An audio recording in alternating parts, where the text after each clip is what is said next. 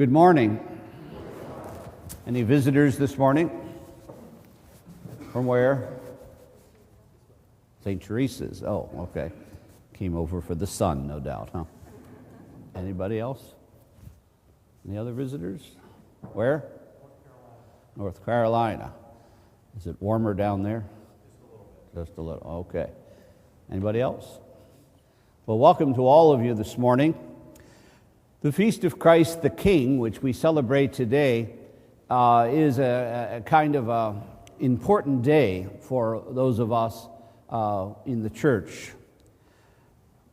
Next week, when you come to church, we begin a new church year. The church will be decorated, or rather undecorated, in violet.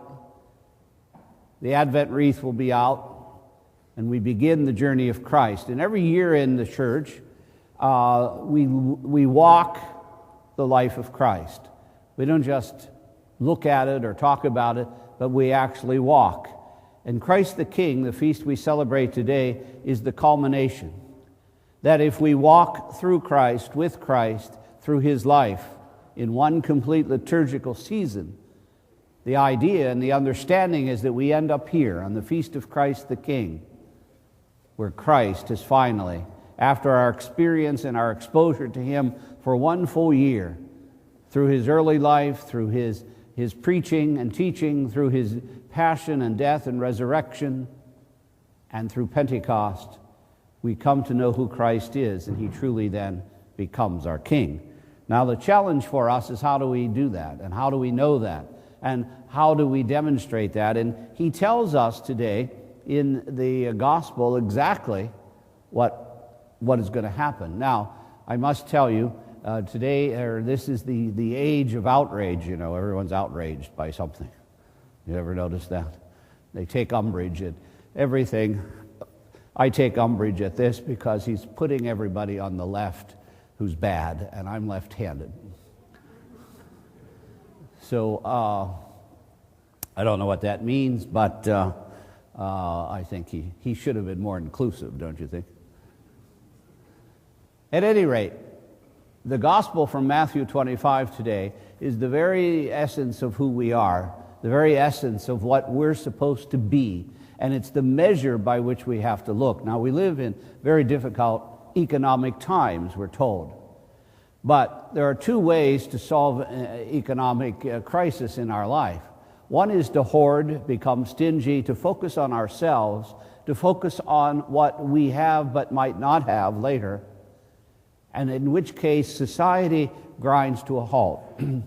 Some people's response to all this is to buy a gun. Did you notice that gun sales went up, they said?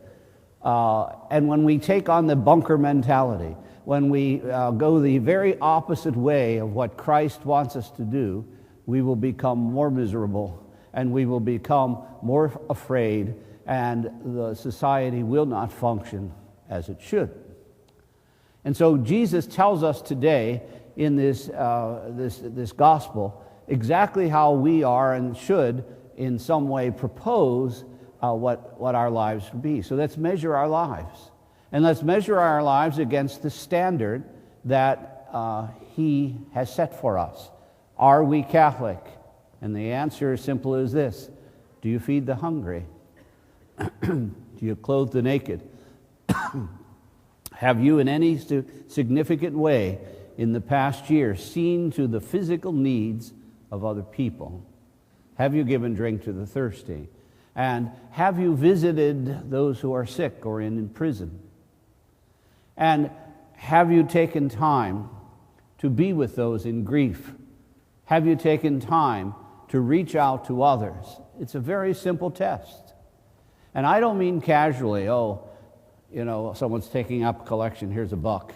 Now let me get out of here so I can get to eat. That's not charity. Charity means that I deliberately take what God has given me. I deliberately look at all that I have and all that I am. And I decide to take a portion of that. The Scripture defines it as the first and best. not the last and least. And so often, it's our last and least that we give to others. If we want a strong society, if we want a strong economy, if we want a strong neighborhood, then we have to get out of our stinginess. We have to get out of our tendency to hunker down and pray for daylight. We have to get out of our tendency to hoard. Now, why is that? Well, because what happens is we do not look then at the power of God. We do not look at how God has a plan for us. We do not look at how God's really in control. We try to be in control. So I take everything I have and I bury it. I take everything I have and I hoard it. I take everything I have and I lock it in my bomb shelter. Remember bomb shelters?